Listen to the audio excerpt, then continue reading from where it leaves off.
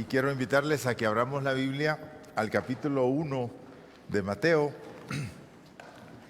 y vamos a estudiar un pasaje o más o menos repasar algunas ideas fundamentales de esta lista de nombres, la genealogía de nuestro Señor Jesucristo, pensando en lo que la historia de vida de nuestro Señor.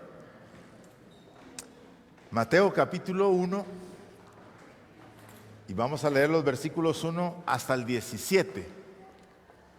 Mateo capítulo 1, versículos 1 al 17. Vamos a ir ahí pensando algunas de las cosas. No sé si usted ha tomado tiempo para leer estas genealogías que abundan en Primero Crónicas. Hay como 13 capítulos de genealogías que uno encuentra un poco de dificultades para la lectura, pero de todas maneras es porque es como el registro, el RENAP de los hijos de Israel. Entonces ahí encuentran ellos su aliación al pueblo de Dios, al pueblo del pacto. Y dice la Biblia: libro de la genealogía de Jesucristo, hijo de David, hijo de Abraham. Abraham engendró a Isaac, Isaac a Jacob, y Jacob a Judá y a sus hermanos. Judá engendró de Tamar a Fares y a Zara, Fares a Esrón y Esrón a Aram. Aram engendró a Aminadab, Aminadab a Naasón y Naasón a Salmón. Salmón engendró de Rahab a Booz, Booz engendró de Ruth a Obed y Obed a Isaí, y a Isaí engendró al rey David. El rey David engendró de la mujer que fue de Urías a Salomón. Salomón engendró a Roboán, Roboán a Abías y Abías a Asa. Asa engendró a Josafat, Josafat a Jorán y a Jorán a Usías. Usías engendró a Jotán, Jotán a Acaz y Acaz a Ezequías. Ezequías engendró a Manasés, Manasés a Amón y Amón a Josías. Josías engendró a Joconías y a sus hermanos en el tiempo de la deportación a Babilonia. Después de la deportación a Babilonia, Jeconías engendró a Salatiel y Salatiel a Zorobabel. Y Zorobabel engendró a Abiud a Eliaquín a Azor, y Azor engendró a Sadoc, Sadoc a Aquín y Aquín a Eliud. Eliud engendró a Eleazar, Eleazar a Matán, Matán a Jacob. Jacob engendró a José, marido de María, de la cual nació Jesús, llamado el Cristo. De manera que todas las generaciones desde Abraham hasta David son 14, desde David hasta la deportación a Babilonia 14, y desde la deportación a Babilonia hasta Cristo 14. Y esta genealogía también la pueden leer en Lucas 4, pero no voy a leerla hoy, pero quiero que cuando ustedes la lean hagan una comparación para poder entender. Por ejemplo, Mateo es el evangelio que se dirige a los judíos, o sea, a la comunidad judía. Busca demostrar con los hechos bíblicos y proféticos que Jesús es el Cristo y que Jesús es el hijo de David, el rey esperado por ellos. Pero Lucas tiene una visión mucho más amplia, más universal, y Lucas lleva a Jesús hasta Adán, desde Jesús hasta Adán. Y él dice que Jesús es hijo de Adán, no hijo de Abraham solamente. Entonces, para volver a enfatizar que la venida de nuestro Señor Jesucristo era el Mesías para Israel, que vendría a través de la tribu de Judá y de la familia de David, puesto que Dios había hecho un pacto con él, pero no venía a salvar solo a los judíos, sino él era el Salvador de todas las naciones. O sea, por eso dice, si lo leen con cuidado al final, dice: hijo de Enos, hijo de Set, hijo de Adán, hijo de Dios. Papá de Adán, ¿verdad? ¿Quién era el papá de Adán? Bueno, ¿por qué? Vamos a pensar esta mañana, hermanos, un poco sobre la historia de la vida de Jesús, para que pensemos un poco en nuestra historia también. es muy importante conocer quién soy, de dónde vengo y a dónde voy. Y es importante entender que mi historia se relaciona con la misión y el gran propósito de Dios para el mundo.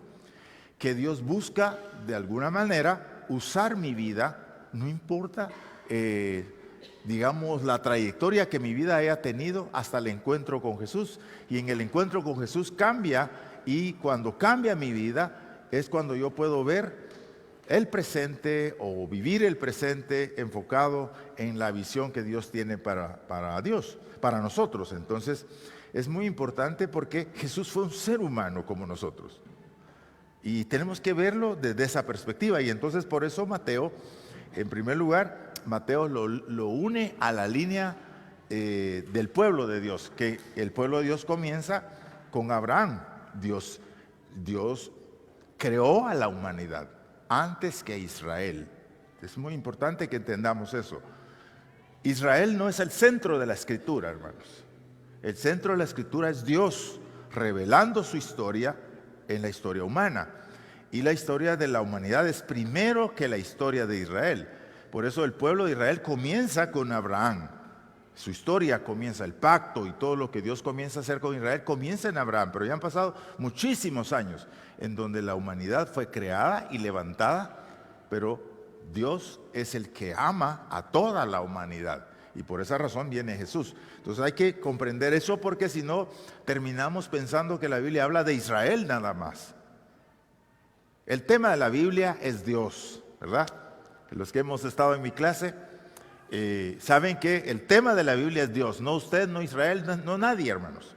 Es Dios mostrando su gracia, su propósito. Y cuando leemos acerca de Él, vamos a leer en la Biblia, vamos a leer cómo Dios se ha manifestado. Bueno, pensando en la época navideña, por supuesto, usamos estos pasajes para predicarlos. Y alguien me dijo, ¿pero por qué se predica esos pasajes solamente en la época navideña? Bueno, porque es propicio. Usted va al centro comercial, aunque la gente no sabe lo que significa dichosa tierra proclamad, pero lo canta. No saben lo que implica el mensaje, pero lo canta porque en todos los comerciales, en las radios, hay, digamos, la época navideña, en donde la gente está cantando alguna cosa que puede ser como un punto de partida para conocer acerca de nuestro Señor Jesucristo. Bueno, hay dos versiones de la Navidad, hermanos, y tenemos que entender que hay dos versiones. El primero, la versión comercial, ¿verdad?, que nace mucho tiempo después de la primera Navidad, si queremos decir así, hablando de la razón por la cual celebramos la venida de nuestro Señor Jesucristo, que es la natividad, es la palabra que se utiliza para nacimiento de nuestro Señor y nuestro Redentor. Pero está la Navidad que, digamos, surge mucho tiempo después con el árbol, con todos estos colores y todas esas cosas que ustedes ven ahora, que son creaciones ya más comerciales que espirituales. Nada tiene que ver el color rojo, el color verde con el nacimiento de nuestro Señor Jesucristo. De hecho, Jesús nació en un pesebre, dice la Biblia, en donde hay zacate seco, ¿verdad? No hay, no van a ver ustedes, digamos, nada verde, hermanos, sino nació en un pesebre, en un lugar sencillo y humilde, y ese es el gran objetivo que tiene el profeta cuando escribe sobre eso. Pero a nosotros se nos ha dado a conocer mucho más la versión comercial de la Navidad, que consiste, pues ya escucharon, convivios, ¿verdad? Ya hemos ido a un par de convivios nosotros y no habíamos empezado todavía diciembre. Ahora los convivios comienzan en noviembre. En octubre ya le cambian a usted la panorámica de las ventas en los supermercados y en los almacenes, ¿verdad? Esa es la versión comercial. La versión comercial se relaciona con fiesta, con tamales, con regalos que hay que comprar, con viajar, aprovechar esa oportunidad, el aguinaldo, etcétera, etcétera, etcétera, etcétera, ¿verdad? No tengo que explicar. Lamentablemente es la versión que más se conoce, ¿ya? Porque se publicita y se trabaja durísimo para que la Navidad, por ejemplo, ya sabemos que en Estados Unidos el Viernes Negro es el día de mejor ventas durante todo el año. Bueno, ahí estamos. Y podemos caer en la celebración del comercio, de la fiesta y toda esa cuestión, perdiendo de vista la versión de la Escritura. Tenemos la versión de la Escritura. Y en la versión de la Escritura, Dios habla de Jesús uniéndolo a nuestro origen. Por eso el profeta, el evangelista, es muy claro en avisarnos que Jesús no es el hijo de María y de José, sino Él es el hijo de Adán, hablando de su humanidad, ¿verdad? Quien era hijo de Dios. Y entonces de una vez nos conecta con la historia universal. Jesús está unido y ligado a la historia universal. Jesús tiene que ver con cada persona en la tierra. Jesús tiene que ver con cada hombre y mujer, con cada niño, con cada anciano, con cada persona. Él tiene un mensaje para cada persona, tiene un destino para cada persona. Y de eso es lo que habla el evento del nacimiento de Jesús. Es que Dios no se olvidó de nosotros, aun cuando nosotros nos habíamos olvidado de Él. Lamentablemente, y seguimos pensando, desafortunadamente, todavía hay por lo menos un tercio de la población mundial que no ha oído ni una sola vez la historia verdadera de la Navidad, que Jesús nació para salvarle. Esta es la tarea que tenemos nosotros entonces para seguir adelante. Mi historia puede ser cambiada por Dios, y eso tenemos que recordarlo. En primer lugar, la genealogía nos une, nos habla a la historia de Jesús. Era muy importante, hermanos. En el principio, en el primer siglo, se dieron dos discusiones muy fuertes. Cómo Jesús era Dios y cómo Jesús era humano. Cómo era parte del Dios Trino y cómo era Jesús también un ser humano como usted y yo. Entonces se dieron todas esas discusiones y se llegó al entendimiento del primer credo, en donde creo en Jesús como el Hijo de Dios, Dios hecho carne en esencia, pero también con la humanidad. ¿Por qué? Porque su propósito era venir a salvar a la raza humana. Y si Él no era un ser humano, ¿cómo iba a ofrecerse por nosotros? Esa es la razón de la humanidad. Entonces, muy importante, hermanos. La gente quiere negar la humanidad de Jesús. No podemos negarla. Y si la negamos, negamos la palabra de Dios. Porque la Biblia dice que Él era un ser humano y tiene una historia de vida conectada con familias como nosotros que vivieron. Entonces, está aquí en las genealogías, se une la historia de las personas con la historia del pacto de Dios que había hecho con Abraham.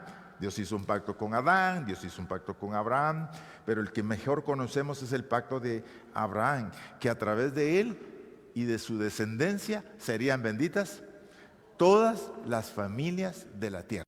Y entonces por esa razón Jesús es el hijo de Abraham, a través del cual la bendición de Dios llegaría a todas las familias de la tierra. Ese es el gran enfoque de la revelación.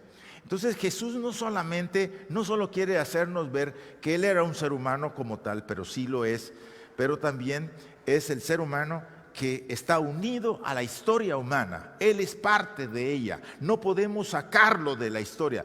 Él es parte de la historia. Y por esa razón tenemos razón, hermanos, de encontrar, aunque sea un día, una época en que celebremos su venida al mundo. Yo no veo que eso pueda ser idolátrico, al contrario, es un evento que nos puede servir a nosotros también. Bueno, hay tres cosas que se marcan aquí. Primero, la historicidad de Jesús, que Él era un ser humano. La segunda cosa nos habla de la manera como están planteadas las generaciones. Aquí, una desde Abraham hasta David, desde David, sí es verdad,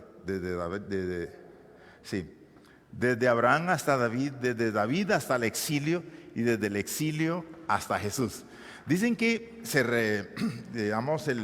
La razón por la que lo ponen así es porque todo antes se llevaba registro mental, entonces se enseñaban y se memorizaban las genealogías, y que esta era una forma muy práctica de hacerlo. Bueno, 3 cosas muy importantes. En primer lugar, con Abraham Dios retoma la historia humana. Recuerden ustedes que Dios había creado a Adán y Eva con el gran propósito de tener comunión con Él. La Biblia dice que fue creado para la grandeza. ¿Por qué? Fue creado a la imagen y semejanza de Dios. Pero Adán decidió dejar de ser siervo de Dios para convertirse en esclavo del pecado. En Génesis 3 encontramos la caída. Entonces se marca de Abraham, hay una línea divisoria entre la historia humana, en donde Dios comienza un proyecto de rescate para la raza humana. Por eso es que Abraham es el padre de la fe. Además, los israelitas se relacionaban directamente con Abraham. Y en Abraham Dios había prometido no solo a los israelitas, sino a todas las naciones, utilizar al pueblo de Israel para llevar a todas las familias de la tierra su bendición. Y que Dios iba a bendecir a ese pueblo. ¿Verdad? Por eso nosotros somos bendecidos también, porque nos hemos unido al gran destino de Dios. Y reconocemos entonces que vuelve el Señor a recordarnos que, hermanos, no fuimos creados para ser destruidos y aniquilados, sino fuimos creados para vivir en comunión con Dios y para vivir en la eternidad con Dios, hasta la eternidad, quiero decir. La segunda parte es la que tiene que ver con el exilio babilónico. El pueblo de Dios es un pueblo conflictivo como usted y yo. Por eso es que la historia de Israel es la historia de nosotros. Se puede relacionar muy bien con la historia de muchos de nosotros. Caminamos, caemos, tenemos tiempo de alejamiento, nos volvemos a acercar. Es la historia de ese pueblo. Y en el exilio babilónico, ese pueblo fue llevado lejísimos de su tierra, de sus raíces, y el pueblo había perdido toda esperanza de salvación. De hecho, dice, ¿por qué nos piden que clamemos y que cantemos cánticos aquí en los ríos de Babilonia? Esa era la pregunta. Pero el Señor manda su palabra a través de los profetas recordándoles: yo sé los pensamientos que tengo acerca de vosotros, pensamientos de paz y no de mal, para daros el fin que esperáis. Y entonces en este tiempo de aflicción y de oscuridad para el pueblo de Dios, Dios no se había olvidado de su pueblo. Dios seguía trabajando los hilos de la vida de ese pueblo, conduciéndolos para llevarlos a sus pensamientos de paz. Entonces esta genealogía nos cuenta que hubo estas personas que se alejaron, estas generaciones vivieron lejos del gran propósito de Dios. Y otra vez nos recuerda, hermanos, ¿quién no ha tenido un exilio en su vida?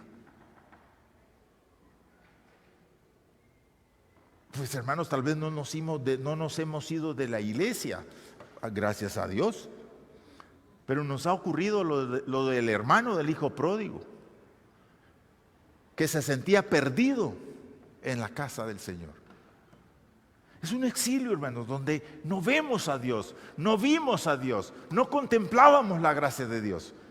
No había realidad entre Dios y nosotros. No entendíamos qué Dios estaba haciendo, mas Dios seguía detrás de nosotros, caminando en la vida, buscando cómo acercarnos a Él y cómo guiarnos a ese gran objetivo.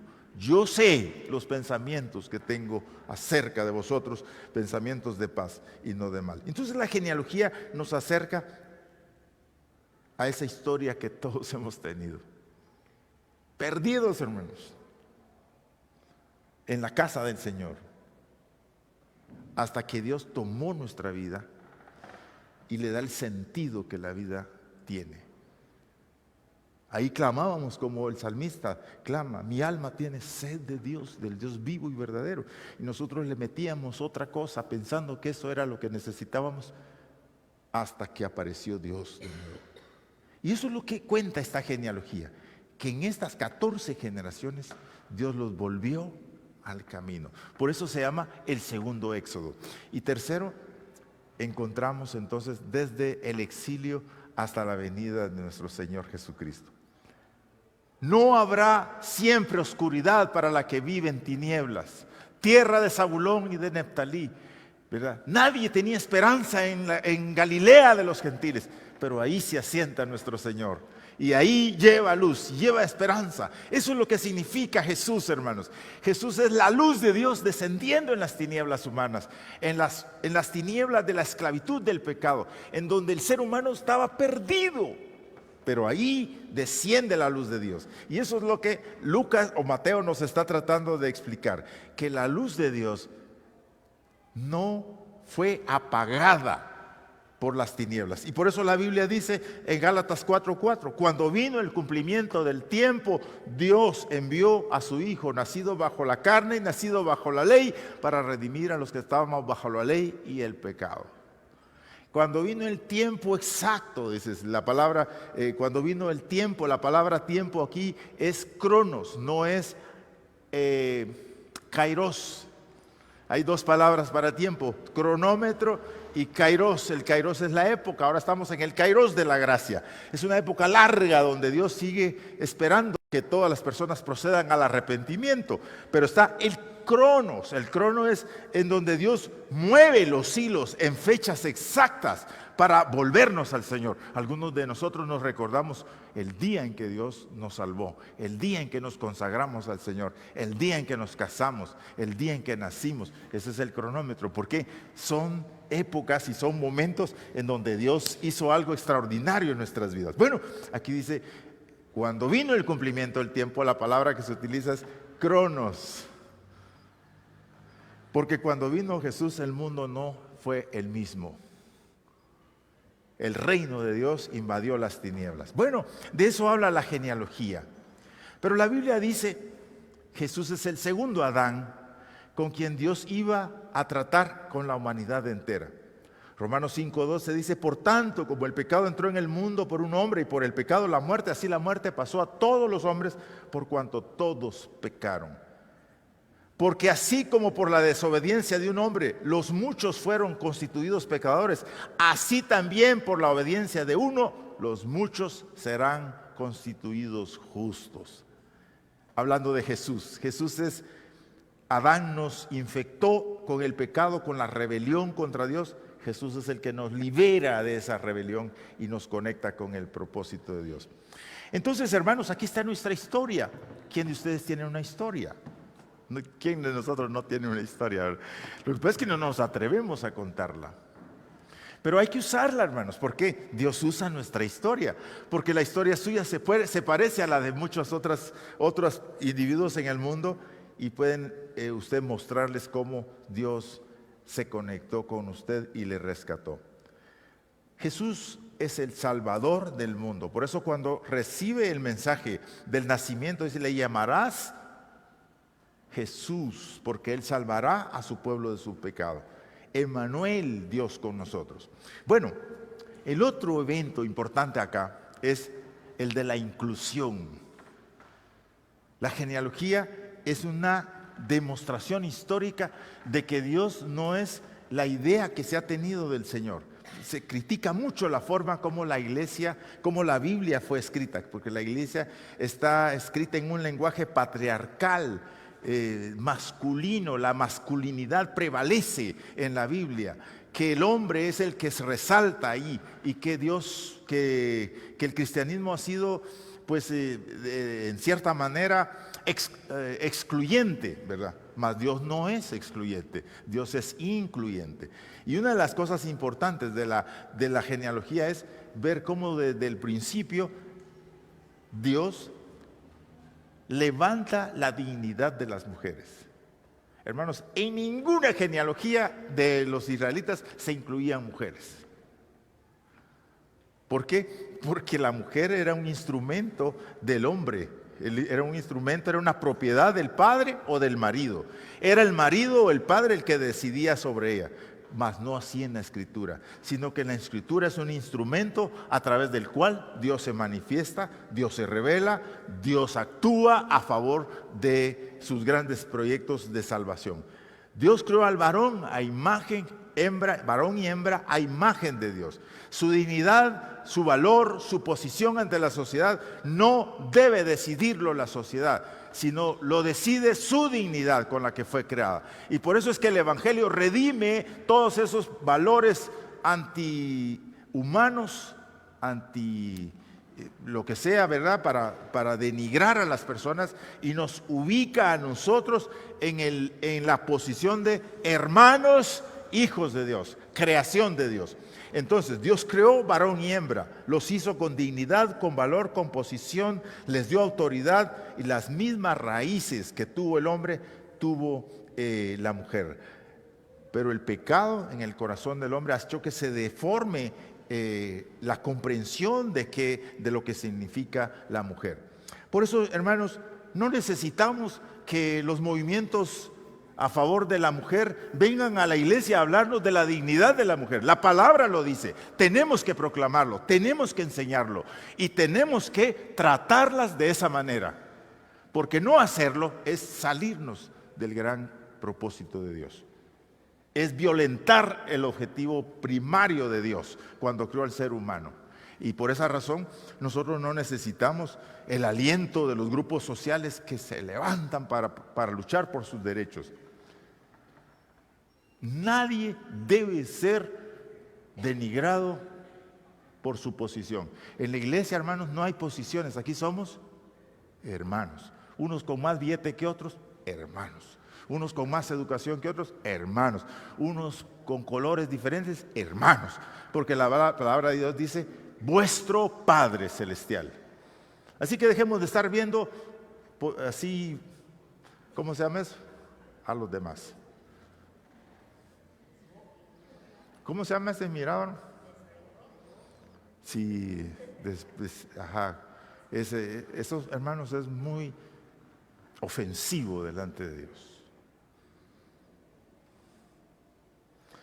Qué belleza la palabra de Dios, ¿verdad? A mí me encanta eso porque muchas veces yo me he sentido inferior y a veces pienso que no tengo lo necesario en momentos de la vida, pero de ahí recuerdo, no hombre, sí, lo que Dios me dio, me lo dio y lo voy a usar, lo voy a tratar de usar bien y me levanto con esa potencia y voy para adelante. Es tan importante eso, ¿por qué? Para que los jóvenes crezcan con una identidad sana, hermanos. No necesitan ser exitosos, no necesitan ser los primeros deportistas, los más adinerados del país para valer.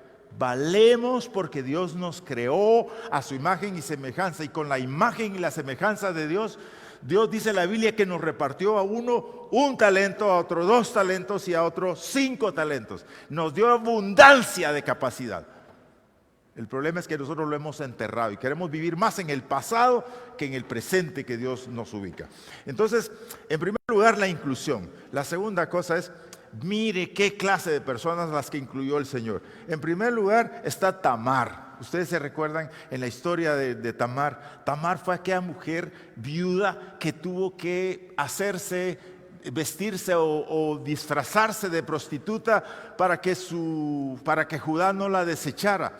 Y entonces se esconde y de ahí nace el principal, el que sigue a Judá, que es, no me acuerdo el nombre de Fares, gracias, Fares y su hermano, ¿verdad? Bueno, pero hay una historia ahí, hermanos. Ahora, la genealogía no tiene ningún sentido si usted no conoce la historia bíblica, pero cuando usted conoce la historia bíblica se va a encontrar con cada persona ahí en la tierra. Bueno, pero después encontramos a Rahab. Fíjese que la Biblia no esconde el pasado de Rahab. ¿Y por qué se debía de avergonzar Rahab? ¿Por qué vamos a avergonzarnos de nuestras raíces y de nuestra historia y lo que éramos? Si nosotros somos lo que somos gracias a la gracia de Dios, dice 1 Corintios 15, por la gracia de Dios soy lo que soy. Y su gracia no ha sido en vano, porque ahora soy otra persona, dice el apóstol Pablo. Ahora trabajo más que otros. Bueno, la idea, hermanos, es que nosotros no deberíamos de vivir nuestra vida proyectados del pasado, sino del futuro proyectándolo para acá. ¿Por qué? Porque Dios nos ha hecho nueva creación, dice su palabra. Bueno, aquí tenemos a Rahab. Fíjese que la primera mención que se hace de Rahab en la Biblia es que dice, los espías entraron en la casa de Rahab la ramera y se hospedaron ahí. Ella era una prostituta de Jericó. Pero lea la historia. Lea esa historia. Y de ahí Rahab estaba conectada con Ruth, la moabita. Mire lo que decía la ley. No entrará amonita ni moabita en la congregación de Jehová, ni hasta la 10ª generación de ellos. No entrarán en la congregación de Jehová para siempre. Es que de verdad la ley no va a creer que era lo mejor, hermanos. Terrible. Así era de excluyente este Israel, y especialmente cuando se trataba de mujeres. Deuteronomio 23:3 estoy leyendo. Y Dios la pone en la lista de más honra, de más honor. Ser de la descendencia del rey, del lucero de la mañana, del más grande, del Hijo de Dios. Hermanos, ¿por qué nos vamos a avergonzar del Evangelio? Si el Evangelio es el poder de Dios que redime, que levanta, que transforma, que rehace la vida. Por eso hablemoslo, hermanos, contemos de Jesús, hablemos de Jesús, porque en Jesús siempre hay esperanza para el cambio. No importa la persona, no importa las condiciones, Dios puede hacer la obra en esas personas. Siempre animémonos a predicar. Bueno, Rahab la ramera, y mire usted, y ahí está también Betsabé, aquella mujer que fue mandada a traer, y uno le puede disfrazar de lo que quiera, que Betsabé pudo decir que no, ¿verdad?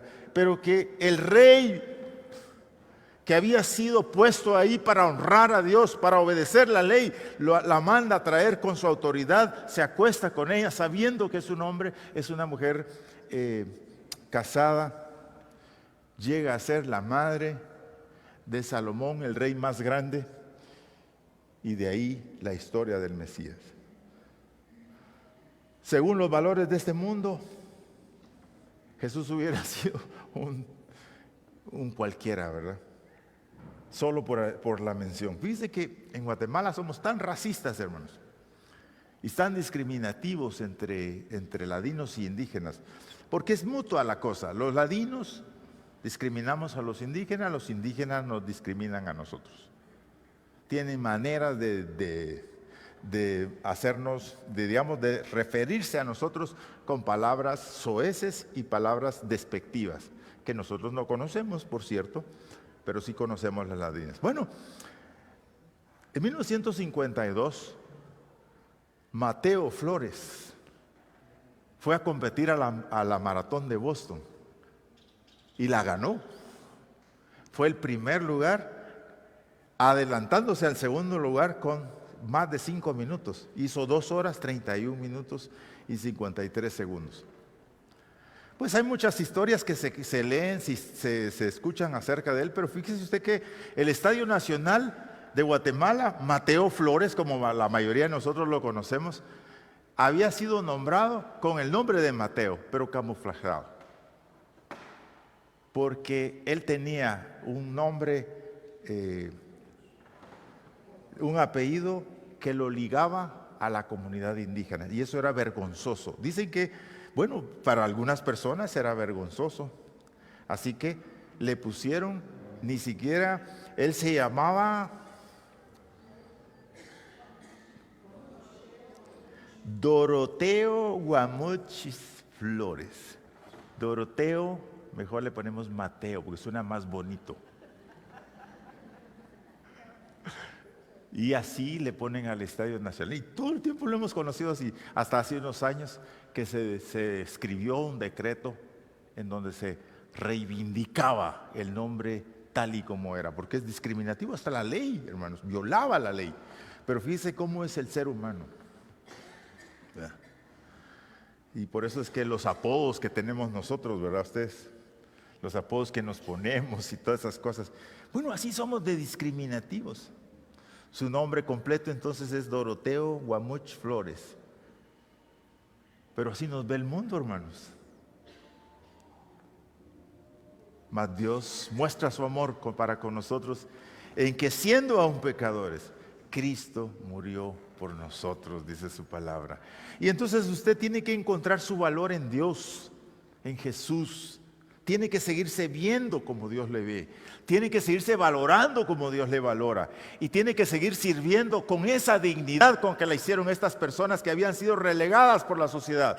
Mas en Dios fueron levantadas a los lugares más altos que el mundo quisiera, pero que no tiene acceso.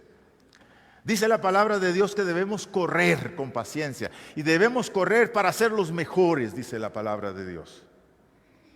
Necesitamos entonces entender que esta genealogía nos cuenta la historia de personas que fueron transformadas al encontrarse con el gran propósito de Dios, viniendo de pasados horrendos, en donde la misma ley excluía a las amonitas, mas no Dios. Porque Dios no hace acepción de personas, dice su palabra. Y en Cristo Jesús somos creados. Ya no hay judío ni griego, no hay esclavo ni libre, no hay varón ni mujer, porque todos vosotros sois uno en Cristo Jesús. Y entonces así es como tenemos que ver el mensaje navideño. Cristo es la esperanza.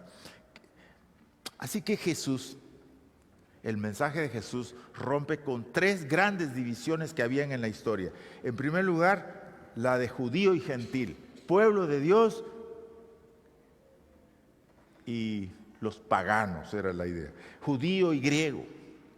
Había otra división fuerte que sigue luchando ahora, hermanos. La segregación, la lucha que provoca la segregación de los grupos raciales, pero entre varón y mujer. Hay una lucha intensa en donde quieren enfrentarnos entre nosotros, cuando la Biblia dice que somos hermanos. Y está, por supuesto, entre pecador y un Dios santo. Dios toma la iniciativa en Jesús y se acerca a nosotros. ¿Por qué? Porque para Él somos hechura suya, creados a su imagen y semejanza. Y por esa razón la Navidad tiene esta versión que el mundo no conoce, que necesita ser conocida y que necesita ser levantada y proclamada. En ti serán benditas todas las familias de la tierra. En Jesús, el Salvador del mundo. La historia y la profecía nos dice que nuestra vida está arraigada en Dios, hermanos. Comienza con Dios y termina con Dios. La historia se cierra con Dios. La vida comienza así, hermanos. Desnudo nací del vientre de mi madre, desnudo vuelvo allá. Porque la historia de la humanidad está ligada a Dios, entretejida con la mano de Dios, con la voluntad de Dios. Y por eso la palabra de Dios, Jesús lo dice: separados de mí, nada podéis hacer, nada valioso, nada que pueda hacer que nuestra vida funcione en esta tierra, nada valioso. Así que necesitamos a Dios. Así es como nosotros entendemos el gran propósito de Dios. Así es aclamado Jesús. Por eso Jesús también es aclamado como el Hijo de David, porque Él cumplía la profecía. Pero no solo era un cumplimiento de una profecía, sino de una esperanza que la humanidad tenía. Cuando viniera el deseado de todas las naciones, dice Ageo. Así que en la profecía nuestra historia está incluida. Es una historia, no es una simple historia. Es la historia de Dios en el escenario de nuestra historia. La historia es el lugar, hermanos, es el escenario donde Dios se revela. Este tiempo es el lugar donde Dios se le va a hablar a usted, le va a enseñar, le va a mostrar y le va a dirigir. Escúchelo. ¿Por qué? Porque sin Dios no podrá hacer nada. Ahí Dios actúa, ahí lo conocemos, ahí lo experimentamos. Y la profecía nos recuerda que tenemos un origen y un destino. Dios, el Creador, Dios, el Redentor. Y si las personas no conocen a Dios, no conocerán el sentido de su historia.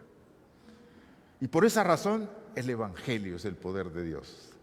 Por eso Jesús dice: yo he venido a buscar y a salvar lo que se había perdido. Y entonces uno tiene que entender, hermanos, que uno necesita ser encontrado por Dios, por Jesús. Porque hay personas aquí, favor, piensan que le están haciendo a Jesús al estar aquí hoy. Porque ellos piensan que encontraron a Dios. Pero otra versión de la vida es cuando usted se mira como una persona encontrada por Dios. Usted fue encontrado, fue sacado, entresacado de donde se encontraba, y ahora lo pone el Señor entre su gran destino, su gran propósito. Yo cumpliré en ti los pensamientos que tengo acerca de vosotros. Pensamientos de paz y no de mal, para daros el fin que esperáis. Tal vez la historia, hermanos, bueno, en el caso de Doroteo Guamuch, hubo un reconocimiento al final de su vida, ¿no? Le cambiaron ¿cómo se llama pero es un alias cariñoso, ¿verdad? Que le dicen a uno, le cambiaron eso y le pusieron su verdadero nombre. Y así, hermanos, es bueno nombrarlo. ¿Por qué? ¿Cómo nos vamos a avergonzar de nuestra historia? La historia de Jesús nos hace ver que tenía un origen divino y un origen humano. Por eso puede ser tu Salvador. Él sabe cómo llevarte a Dios, Él sabe cómo vivir aquí en la tierra. Te puede transformar la vida, necesitas de Él, debes encontrarlo, cada persona debe encontrarlo, la iglesia tiene que proclamarlo, tenemos que hacer todo lo posible porque el nombre de Jesús sea conocido en todas las naciones de la tierra, comenzando en Jerusalén. Por eso tienes que unirte a un proyecto misional. No puede ser, hermano, que estés viendo cómo se está trabajando en los proyectos misionales y tú todavía estás ahí pendiente. Entra a uno de ellos. Es una manera, hermanos, como estamos conectándonos con la visión de Dios en el mundo. Su historia nos hace ver que somos su creación y una creación que necesita ser rescatada y ser encontrada. Que en el Evangelio Dios nos levanta, destruye las barreras, judíos y gentiles, mujer y hombre, rico y pobre, negro y blanco, lo que sea, para hacernos hermanos. Y tenemos que proclamarlo, y eso es una cosa que podemos hacer ver en Navidad. Y por supuesto, el nacimiento de Jesús nos recuerda el origen y el destino. Fuimos creados a la imagen de Dios, por eso Dios no nos dejó tirados, sino vino a buscarnos y a rescatarnos por medio de nuestro Señor Jesús, a quien sea la gloria y la honra. Dios se ha revelado a nosotros, tenemos que volver al camino. No importa quiénes hayamos sido, hermanos. No importa quiénes hayamos sido. No importa su pasado. No importa. En Jesús la vida se rehace, se transforma y se planifica. Por esa razón, el Evangelio es la mejor noticia que tenemos para darle a las personas. No dejemos de comunicar. Bueno, en esta mañana yo quiero llamarte.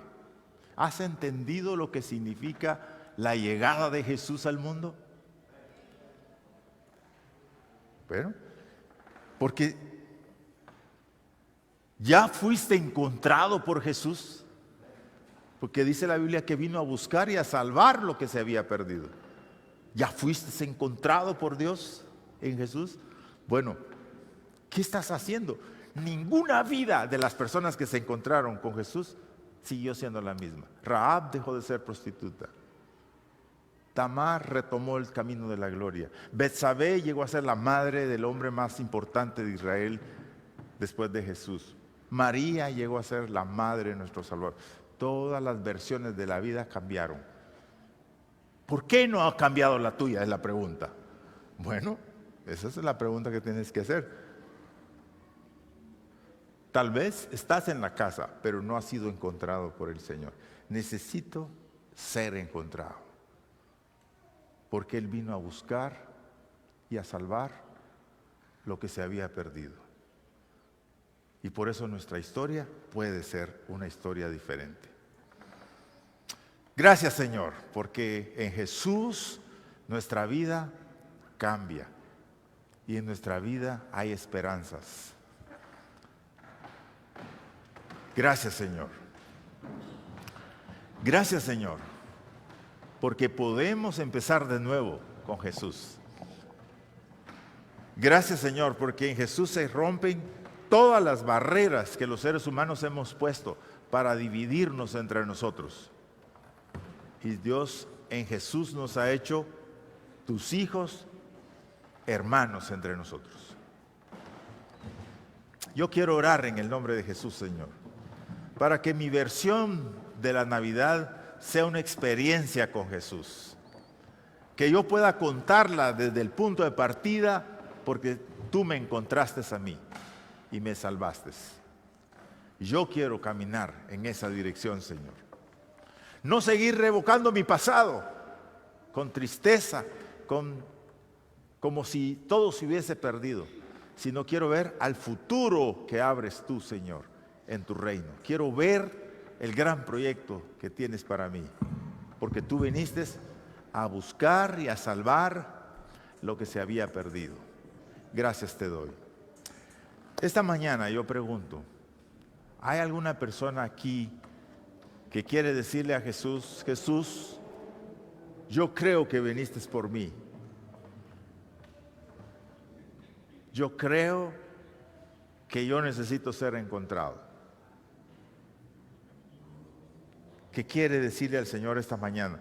Comenzar su vida con Dios en la versión en donde los pensamientos de paz se cumplirán con el Señor. ¿Hay alguien aquí? Pues hable conmigo, hable con alguno de los hermanos sobre esta versión de la vida. Tenemos que ser transformados, hermanos. El Evangelio no puede entrar en nuestras vidas y seguir siendo las mismas personas.